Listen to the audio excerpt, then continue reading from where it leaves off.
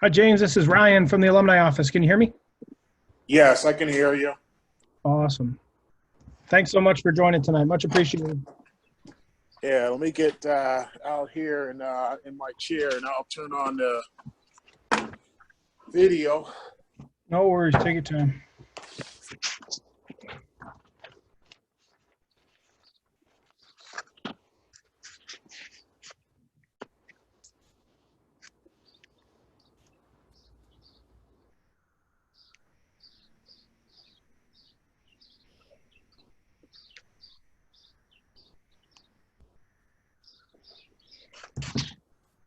How's life treating you?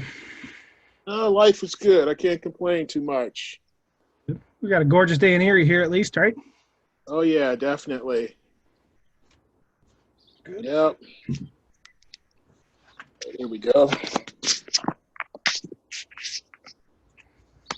I don't know how many we'll have joining us, but we'll just kind of wing it and see how it goes. All right. Yeah, I missed the first call. Forgot all about it. Wasn't on my calendar, so I figured I'd better get on this one. Good. Well, I appreciate it. We figured we'd throw a few times out there, hopefully catch a few, and if we, well, I don't know. We'll take anything we can get, obviously, in terms of stories and recollections and whatnot. So Right. we'll give a few minutes, and hopefully a few others will join. And if not, then we'll just go with us. All righty.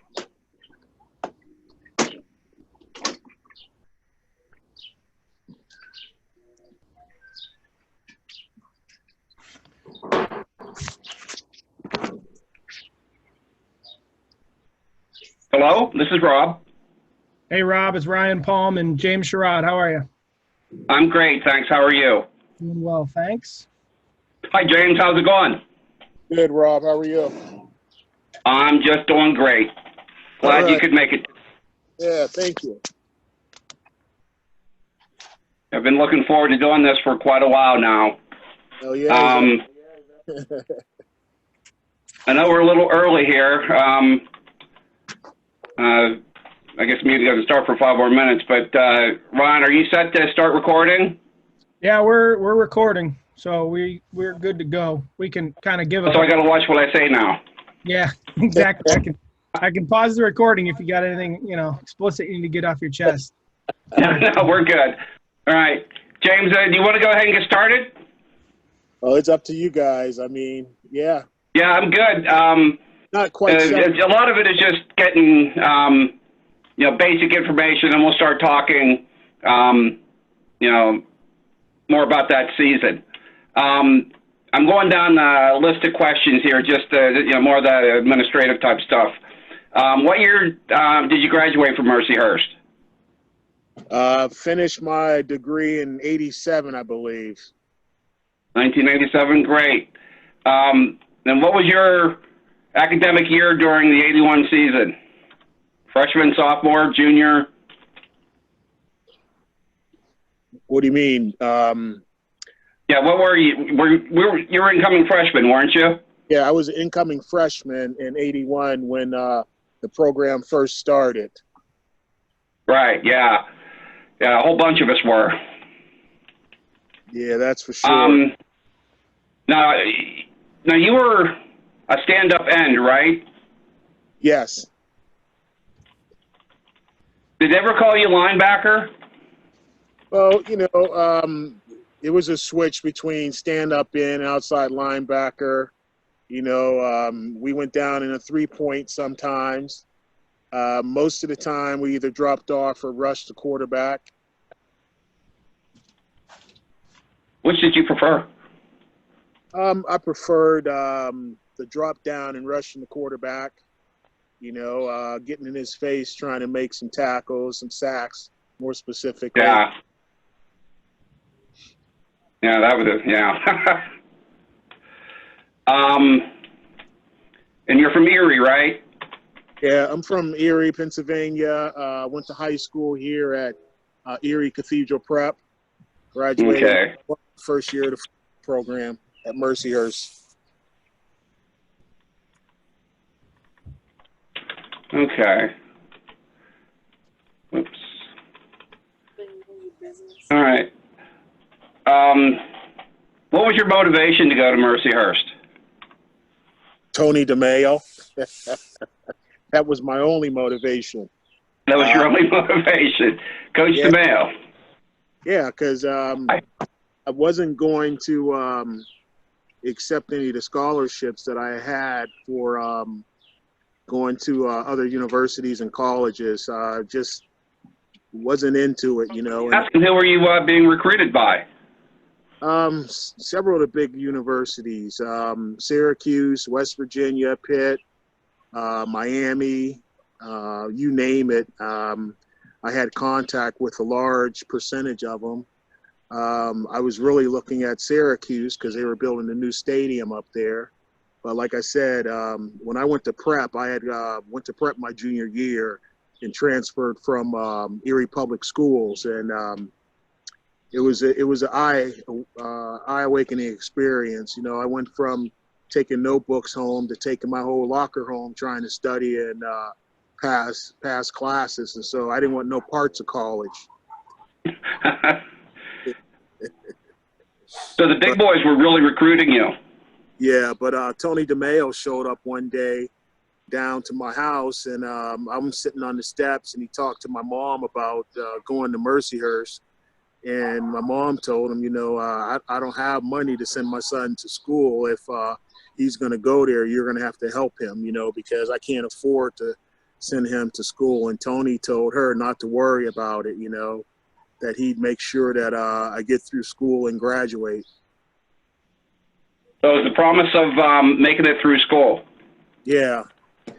Yeah, because I think it was maybe a 2 or 3 weeks before camp actually started when he showed up at my house. You know, I don't know how he got my name or anything, but we had some conversation, and that following Monday, I met him at Mercyhurst, and he took me over, I believe, to the registrar's office to sign up for an orientation, you know, and the rest is history.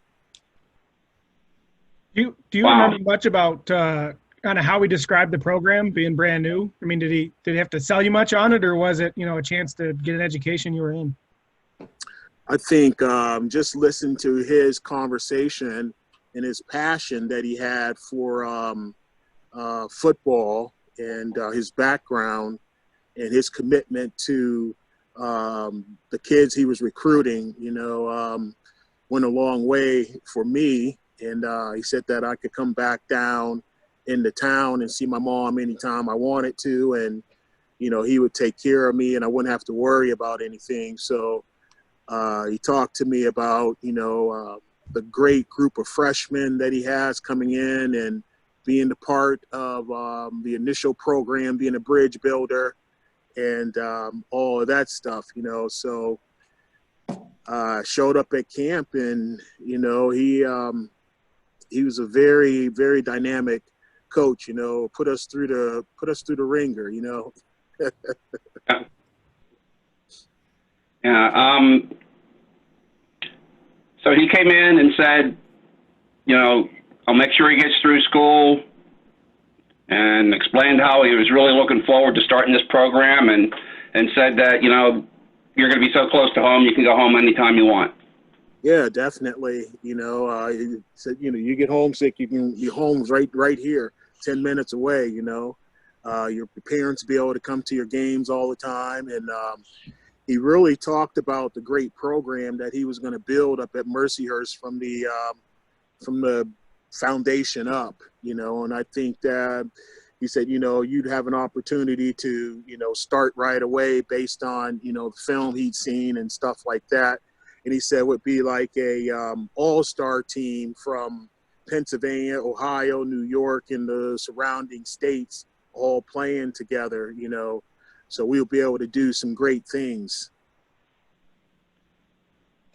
Did you, I know, you know, we were 18, 19, you know, depending on when you know, were starting. Did you have any concept about starting a program, how significant that would be for future generations? I know I didn't at the time. To tell you the truth, it's really grown on me over the years. Did you have any Tell you You the know, any truth, idea how significant it would be when, you know, you're being recruited at 18 years old? I didn't know too much about the whole recruitment game. I didn't know too much about colleges and universities. My parents, you know, my dad had a 6th grade education. My mom had a 5th grade education. No one in my family had ever gone to college, and I didn't watch a lot of college football growing up, you know. Matter of fact, I didn't play football until I was in 9th grade, you know. So I had no idea about what it took to start a program and the impact that the possibilities could have when I went up to Mercyhurst, you know. The first real taste of a strong program was when I went to prep, you know. Although my first year there, we struggled. The second year, we got a coach named Minna George who brought his positive mindset over and a bunch of guys from Candy Prep. And we went from, you know, winning 2 games to going 8-1. But back then they didn't have all the state playoffs and stuff. And so that's what I knew about football, you know, working together as a team to put more points on the board and to stop the offense from scoring on the opposite team. So I was just looking forward to getting involved with a new program and meeting some new friends and hopefully winning some games. Great. Okay, now I want to get to this next question. This is when somebody says Mercyhurst football 1981 season, what's the first thing that comes to mind? Your first memory of that 81 season? Wow. The first game. For me, what comes to mind all the time is the 3 days for 3 weeks. Yeah. And then, you know, laying in the dorm room without any air conditioning, wishing it was, you know, over. Yeah, I think the first thing that comes to mind for me was the initial camp experience, you know. I guess Coach thought it would be funny, put me in a room with a veteran transfer that, you know, had a smart alecky attitude about him, you know. And me being the person I wasn't putting up with it. And him and I got into it the first night, you know, but Who was your roommate? Dave Catman Curtis. Oh, really?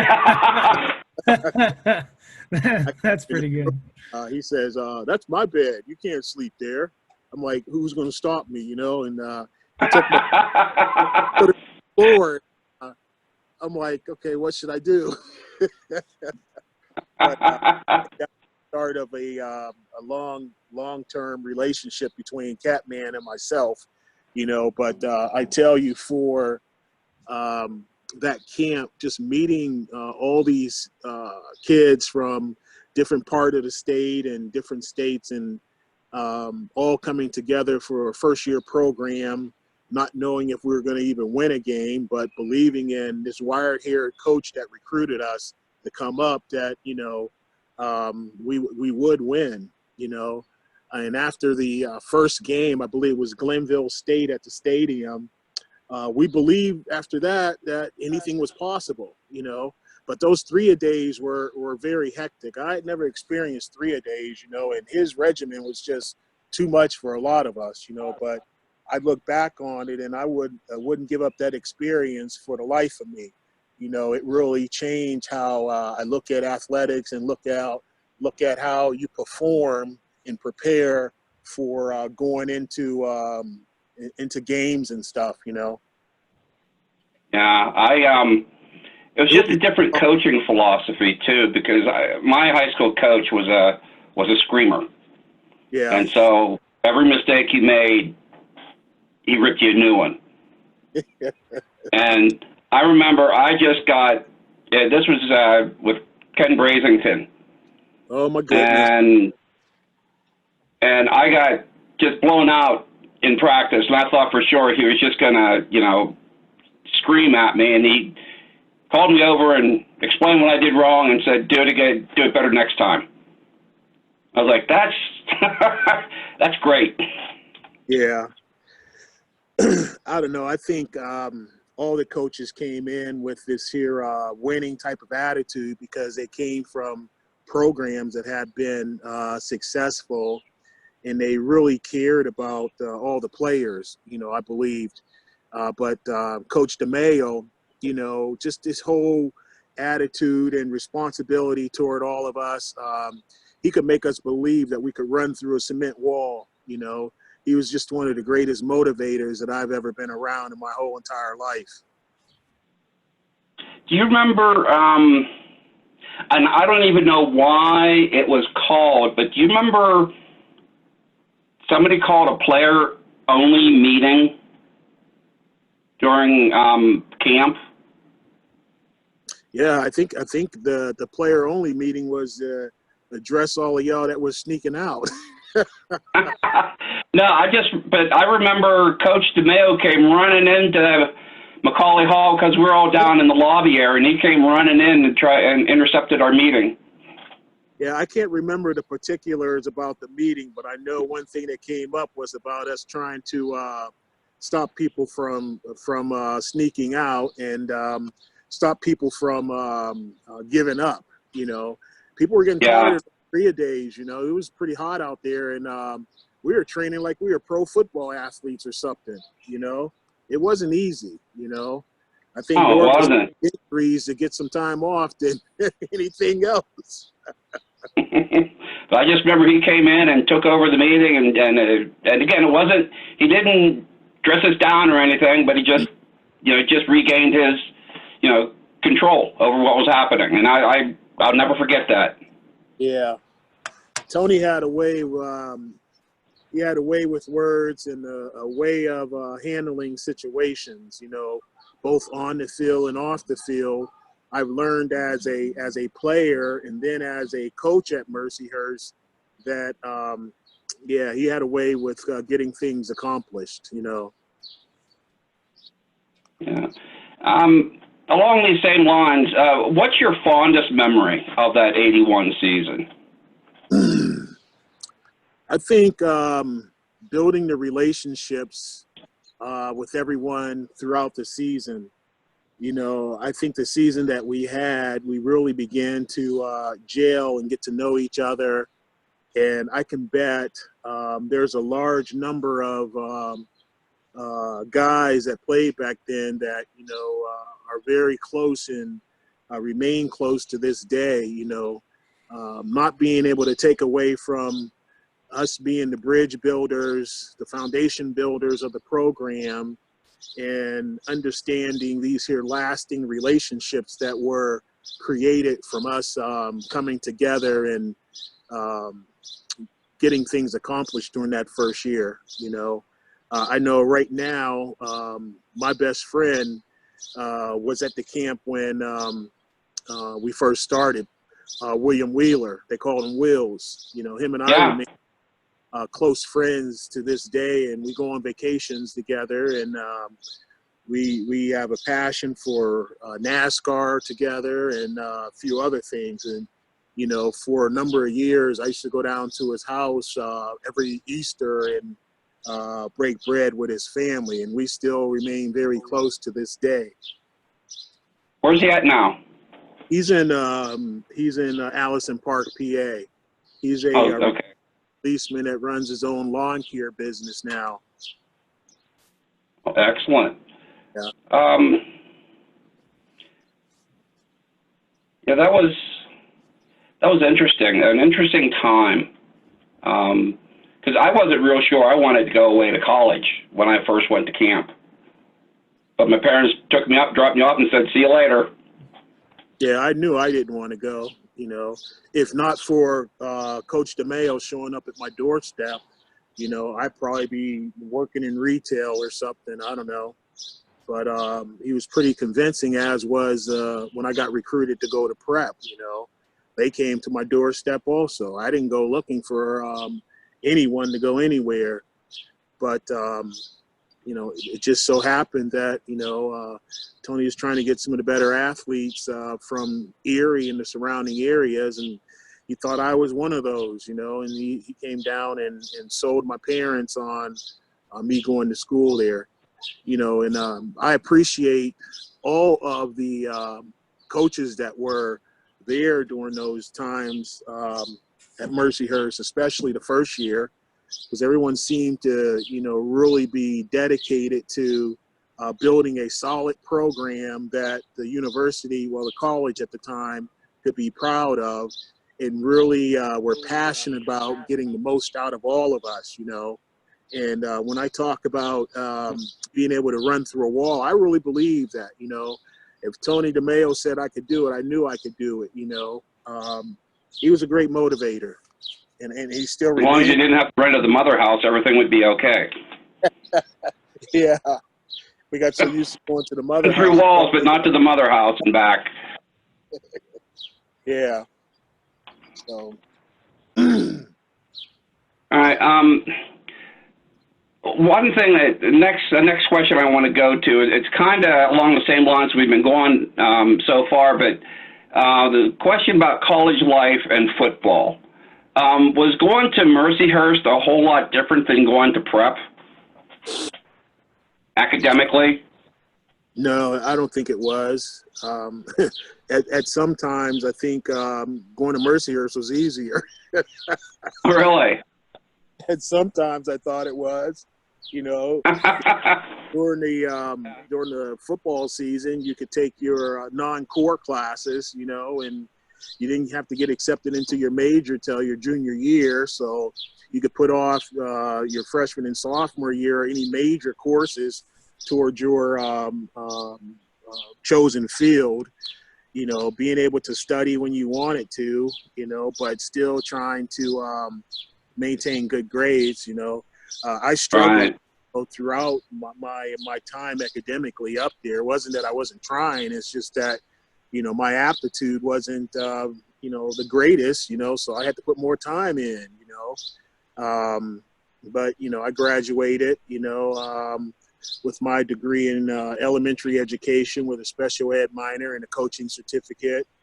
And I earned it, nothing was given to me, so I'm very proud of being a graduate of Mercyhurst College and being one of the first players to play football at Mercyhurst, and what that means to the school today speaks volume. Athletics is a key to the success of most universities, and I think that Mercyhurst's success has been built on being able to have solid athletic programs to recruit a diverse number of individuals to go to the university. It always helps, notwithstanding having the credentials to get into the university, It's I agree. I was just thinking about the word you said about you earned your degree. I wish there could be some way to channel that to students today who often have a give me my degree or give me my grades instead of me earning it. And, people, you're so much prouder of what you've accomplished when you actually earn it. And it sounds like your experience at Mercyhurst was phenomenal for you. Yeah, I went to Mercyhurst when there wasn't a large percentage of African Americans going to the university. There was probably 15 or 20 of us on campus, if that. If not for basketball and football, I don't think there would have been more than 3 minorities on campus. When I went to prep, I was one of, I think, 6 that graduated during my class year. So it was always in the back of my mind, how am I going to be treated, going into a school that's a Catholic university, and the whole background on Mercyhurst, But I let the university and the staff and the coaches and the programs, speak for themselves and mold me to who I am today. I think that, being a part of Mercyhurst football today, for me, is something that's very heartwarming. I can say to these players that are, been gone 10 years or 15 years, yeah, I helped build that program. I was one of the first players to put on a uniform at Mercyhurst. Yeah, you don't know what it's like to, practice in, 3 inches of mud, when it's freezing cold out, or, not being able to get your clothes washed adequately, and, the challenges in the weight room, because we didn't have a lot of weights at the time, and the facilities that they have now compared to what we had, it's just totally different program now. We went from being a independent program to being in a couple different leagues, and winning championships and playing teams like Villanova and Dayton and Buffalo and teams of that nature. When I coached, I mean, we played really, really big teams. I thought we were out of our league, but, because of recruiting and the impact that the program has had over the years, we were able to get some very good players to be able to be competitive with a lot of these here big name schools. Although we didn't win every big game, we were in those games. There's a tale that, Coach DeMayo hijacked a private plane and took the team down to play Villanova after President Garvey told him he couldn't do it.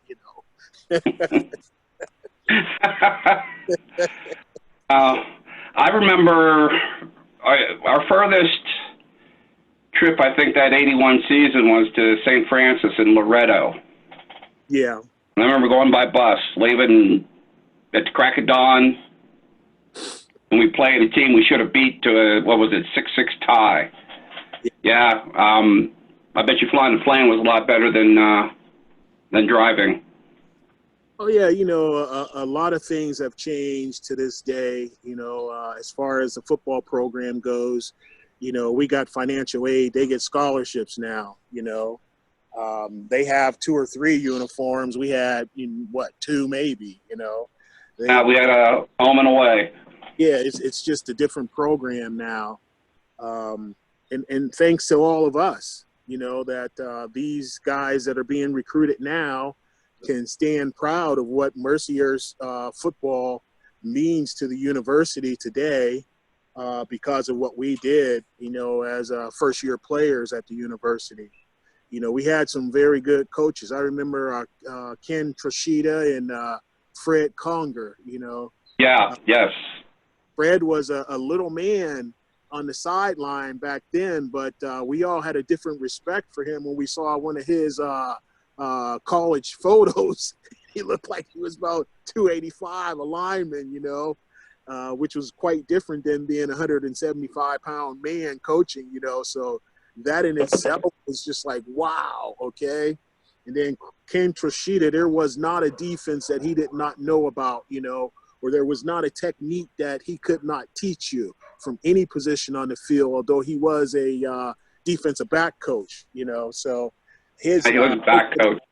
Yeah, Coach DeMayo's alignment of coaches together, I think that was unique also, and it allowed us to grow and develop and mold together, We won a lot of games that we shouldn't have won as a freshman all-star team, because that's basically what we were. We had a couple transfers here and there, probably a handful, but overall, we were all freshmen playing. Yeah, overwhelmingly it was freshmen. Now, you had mentioned about diversity and about being African-American coming to overwhelmingly white college. Do you think that you and the other incoming African-American freshman football players that year established a real foundation to increase the diversity at Mercyhurst?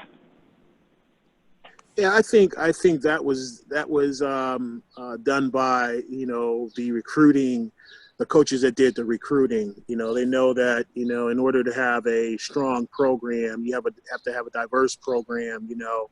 And I believe Coach DeMayo, he wasn't recruiting based on skin color or anything like that. He was recruiting based on ability, and he would play based on ability, It wasn't like when you're in high school or on Little League, I know your dad, I'm going to put you in the game because your dad and I are friends, This is all based on your abilities and your skills, and the impact that you can have within the program, So I think the recruitment process in itself, they would recruit based on the athlete, what that athlete could bring to the table for the program. Just so happened that, there was a good percentage of African Americans on the team, at that time. I remember Bubba Borum and Charlie Rhodes and all of him players, Rodney Evans, those types of players that brought a lot to the table, and they were all stars from where they came from, from Youngstown, Ohio, and Wickliffe, Ohio, and here in the city of Erie from Central High School and so forth, So it wasn't that, he recruited a specific race or anything. It's just that he recruited the best players. And I think there was over 110 players in camp at that time, that first year, which was phenomenal in itself too, because we hadn't started a junior varsity program, So everybody dressed up for home games. You have 100 players down the sidelines, and I thought everything was structured very well, and I thought we were very competitive. We I don't remember getting blown out too much, too many times there when we were at. We didn't do too well at Waynesburg. Didn't do well at Edinboro either. Edinboro's out of our league. They had scholarships at the time, and we tried playing them out there. I think it was my junior year. And we didn't do too well there, but we had some great games. A game against Widener University, we upset them. A game against Gettysburg, we weren't supposed to win that game, and we came back from behind and won that game, So we've had some great games over the years, the 4 years that we played during that initial season, Right. Do you remember going to we played Duquesne in Pittsburgh in '81, and we should have won that game, but we just didn't turn it into a victory. That's when they had this running back, Pedro Bauman. He was right. I remember him into the game, averaging 132 yards a game. And he was our target to stop in order for us to win the game. And I think he finished that game with 48 yards. I also had a couple of quarterback sacks during that game, so I remember that very, very concretely. So. I remember going down to Duquesne, playing under the lights at South Stadium or somewhere. South Stadium. The train in the background going over the tracks, and we drove right down into it, and there was all kinds of glass and bottles and stuff on the street when we got out the bus. Yeah, I remember that.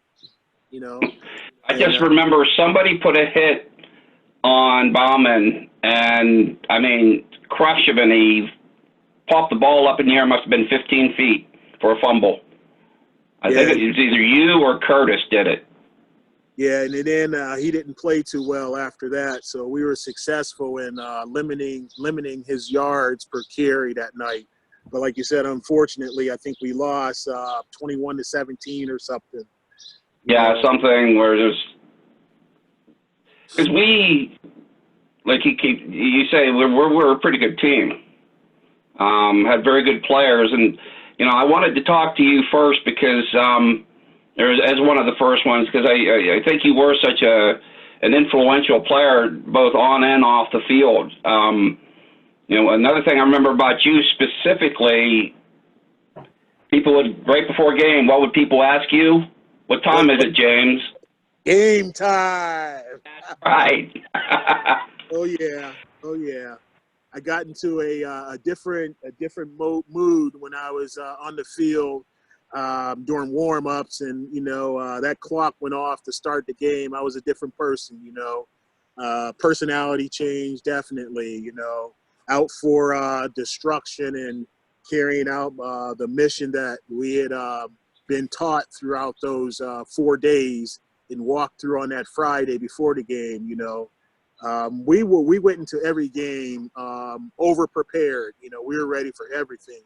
You know, if it could happen, we were ready for it. You know, and I think that was another benefit or a plus from that initial coaching staff. They made sure that we had the right skills and the right game plan to carry out and try to get a win every time we went into a game. There was no dispute about that. You know, we had some Right.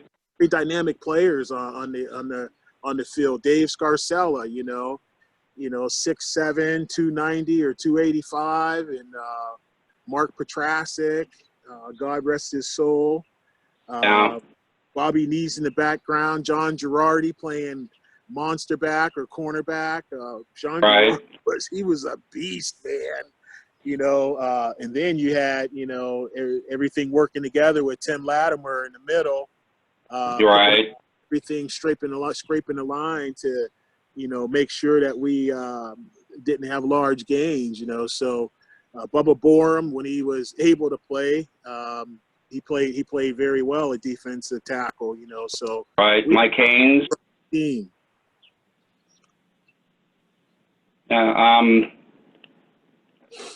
My memory is failing me right now. Who was the other end on the defensive line? Jerry Spetz.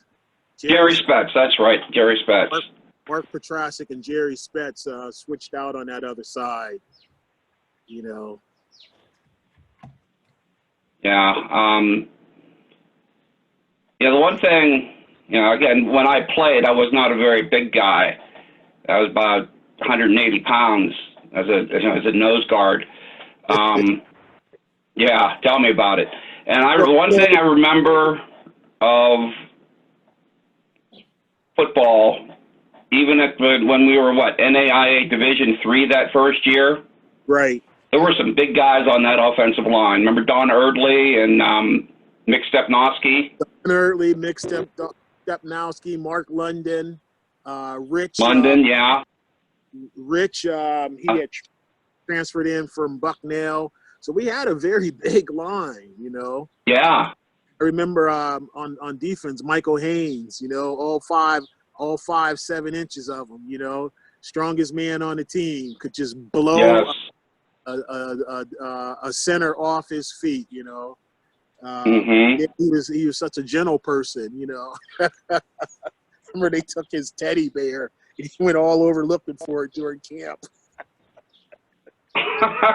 Wait. I don't recall this story. So, all right, I'm down here at anecdotes. Okay, tell me about Mike Haynes' bear. So Mike Haynes had this bear that they claim he slept with every night, you know. And so Early and Mark London, I believe, and all those guys kidnapped it. And they hung it up over the goal poles. And Haynes didn't know where it was, you know. They were riding him all the time about it during the one day at camp. And he finally got it, you know.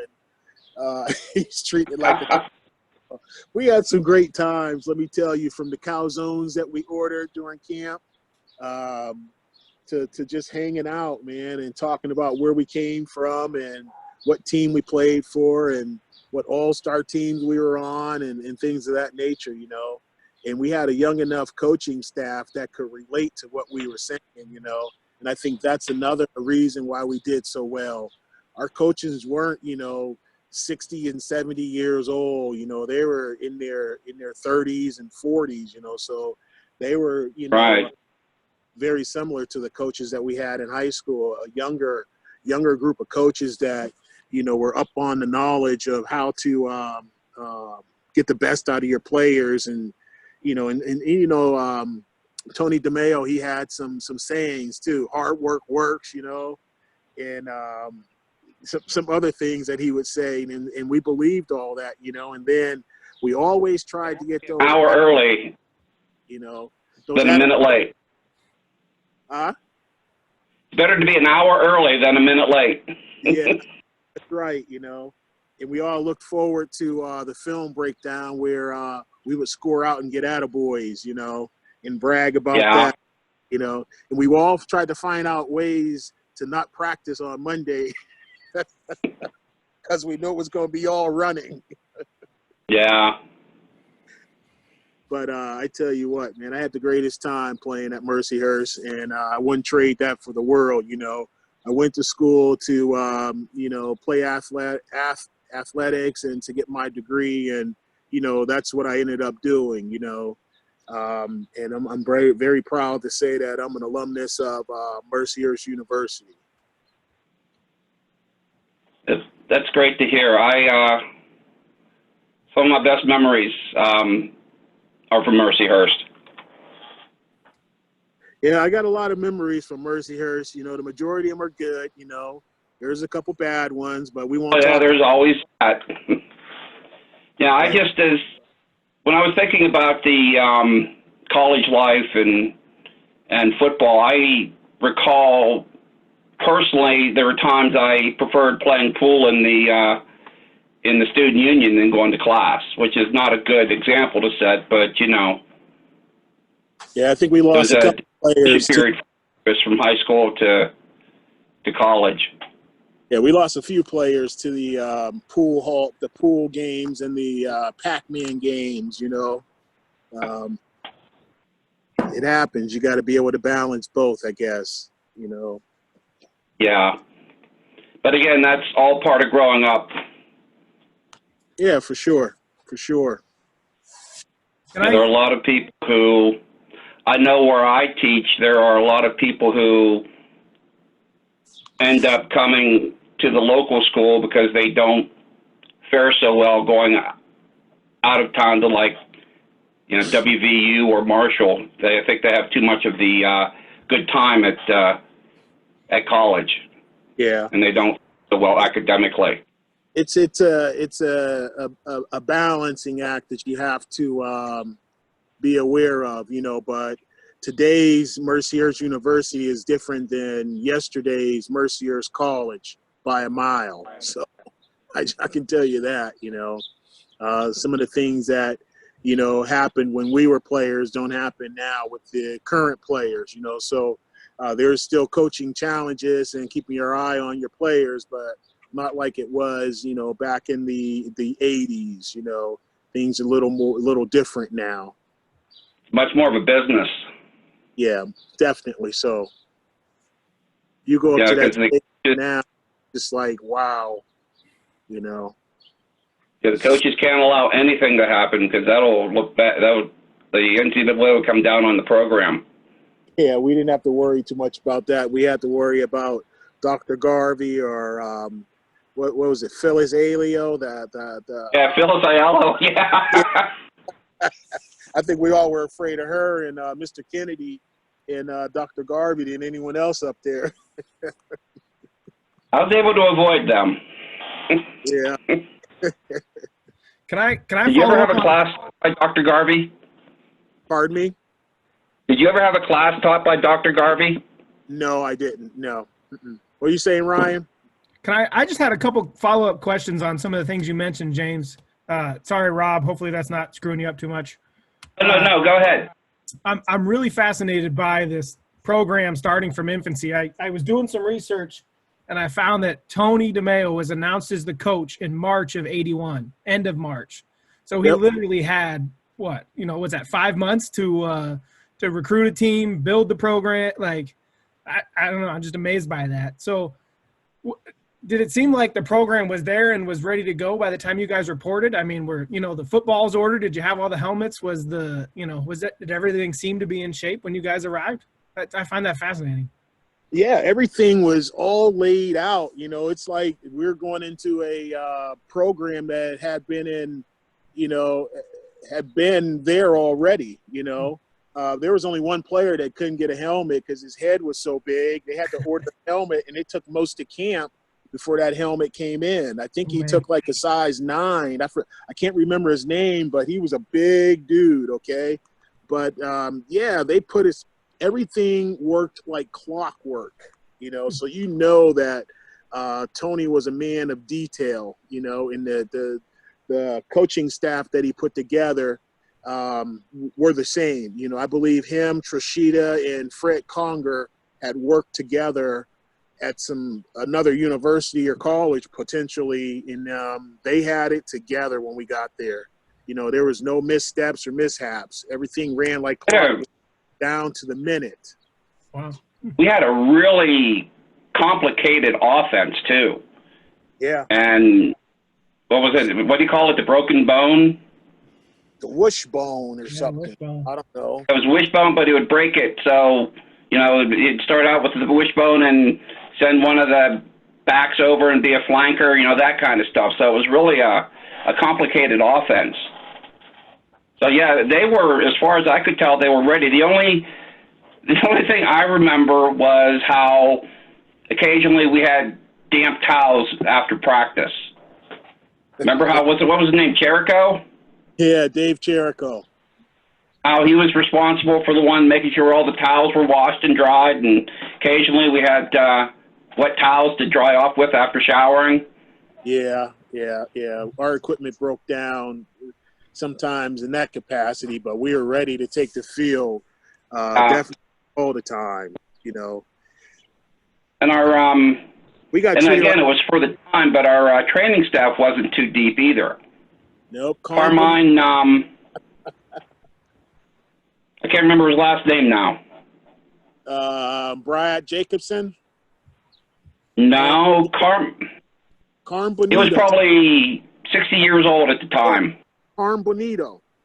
Yeah, he had he got a field named after him out in the county up here, I believe. It's either the North Field or Harbor Creek Field. He put tape on anything. Yeah, just put some tape on it. You'll be all right. It was just a different time. Today, that would never fly, but then it was just fine. Yeah, when I started coaching, they started sports medicine, and they brought in Brad Jacobson.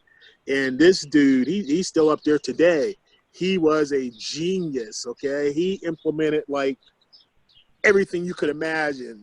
These players thought they were on a professional football team or something, the way they were being treated. Injury prevention and pre-practice stuff you had to do, and Brad's the master. He could get you back out there playing like that, man. The muscle stimulation and hot and ice, something another. Yeah, I'm telling you, the program has changed. You just can't put a piece of tape on it anymore. I remember we played. I had my shoulder came out of socket, so they taped it like this. Put the tape all the way around, and I couldn't lift it out, and I went back on the field trying to make tackles with my arm taped to my side, But Carm Bonito, love. I dislocated my shoulder in practice, and I didn't miss practice. Today you'd be out for 2 or 3 weeks. Oh yeah. Yep. I want to. It was a different time, and you're right. But getting back to your original question, Ryan. No, it seemed like when we walked in to practice that first day, it was down to like the minute. And we're not talking like 10 minutes. It was like, okay, we're going to do this drill for 8 minutes. Yep. 8 minutes here. And then you had like 15 seconds to go from that drill to another drill. And then we'd do that for 12 minutes. Mm-hmm. So, no, they were... Everything was. They were chomping at the bit too. They were ready to go. That's good. Good. The other thing I was curious about.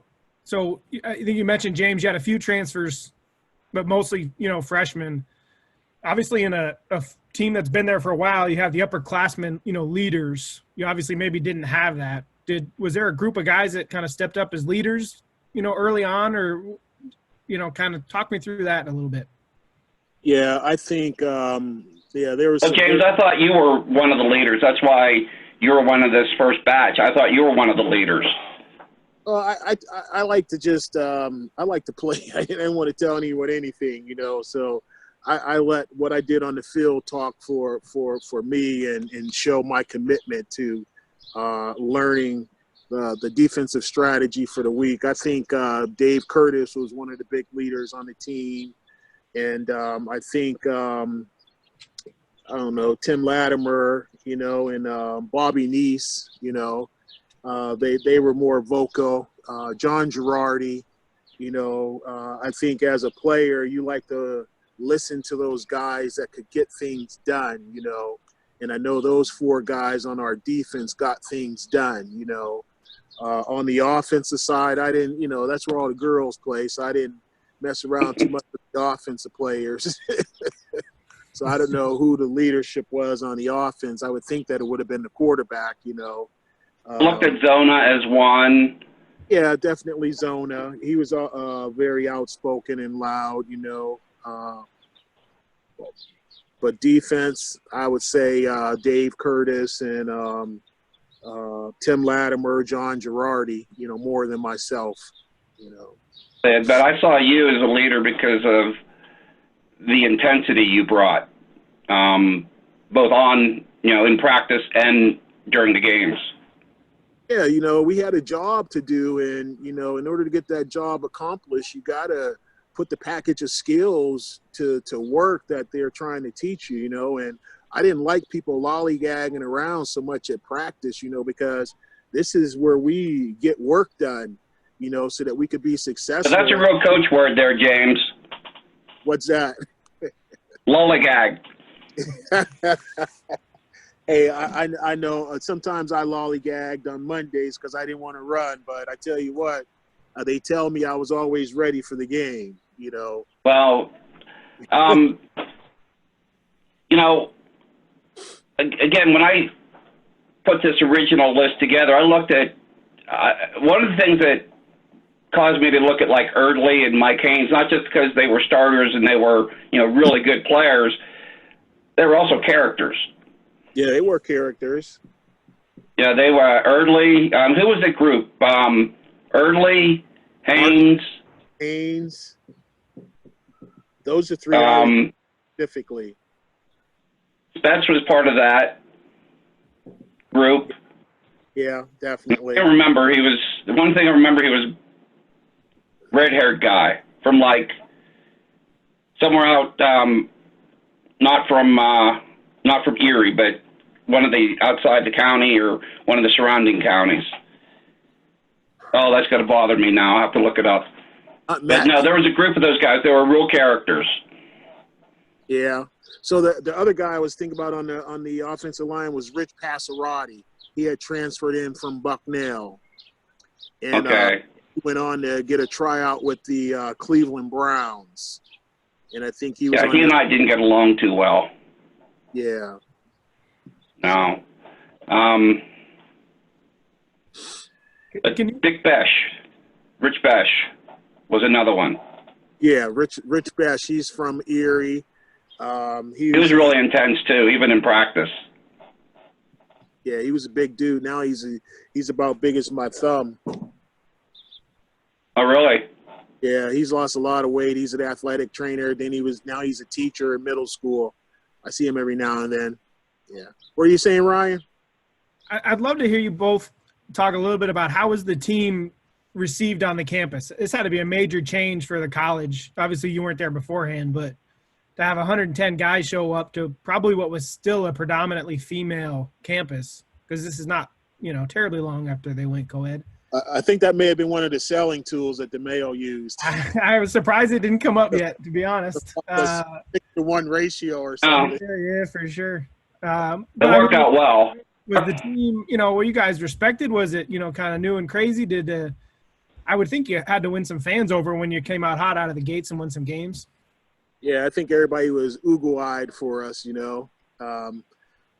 We became big men on campus, you know, and wherever we went, people wanted to be, you know, just because football was new and we were successful, and it gave them a outlet, you know, that wasn't typically available to them on Saturdays, you know.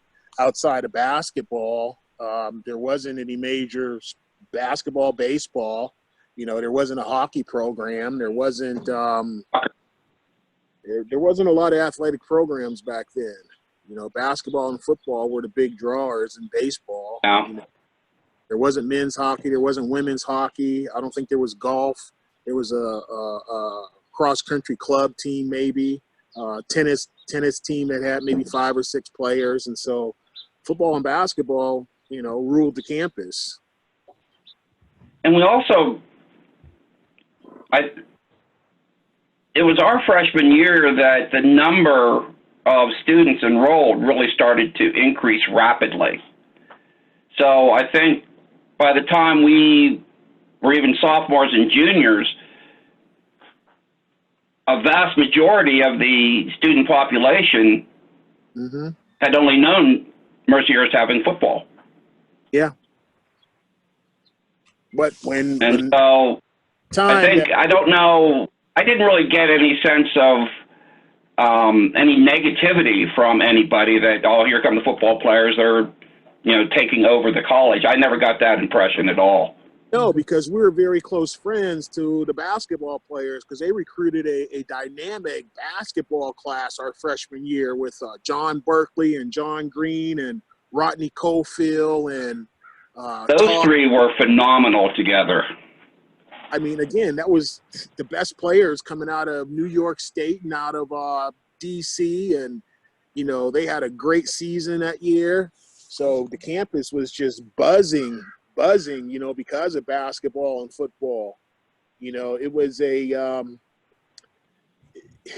buzz, definitely, you know. Yeah. And I do think there was probably a pretty big buildup as that 1981 season, you know, at the end of the 81, you know, spring term, and there was I'm guessing a pretty big buildup that there's something new, there's something big happening. And so I think people were anticipating how things were going to go. And I don't think we let them down. No, I think the only time we let the school down was was my junior year, our junior year. We didn't have a great season. We lost a couple close games. We got blown out a couple games, but we turned it around our senior year. I think we won 6 games in a row before we lost one, and we finished off 8-1. Back then, again, you know, we didn't have a 10-game schedule, so it was difficult for a independent program to get invited to a tournament, you know. And we didn't play in a league, so we had all that against us, you know. But I'm proud to be a part of Mercyhurst football. I'm proud to be a member of the Mercyhurst Football Hall of Fame and the Mercyhurst Athletic Hall of Fame. I'm thankful for the relationships that I've built during my time at Mercyhurst as a football player and as a coach at Mercyhurst. I try to get back as often as I can to be a part of the football festivities every year. James, what years did you coach? I coached, I believe it was 86 and 87. Ken Brasington was a coach one year. Tony DeMeo had just finished coaching his career at Mercyhurst, and Ken Brasington took over. I coached with Dave Armstrong, Crazy Dave, we called him, because he used to dress up for the basketball games in these ridiculous outfits and get all the fans going nuts, you know. Dave's a mastermind now, okay? They call him the fixer, okay? He goes to colleges and fixes these colleges. He's in his 3rd stint as a president of a university, and every university that he's gone to, he's changed the face of that university and made it successful. He's currently at St. Thomas University in Miami Beach, Florida, I think it is, and phenomenal school right now because of his leadership in implementing athletics programs.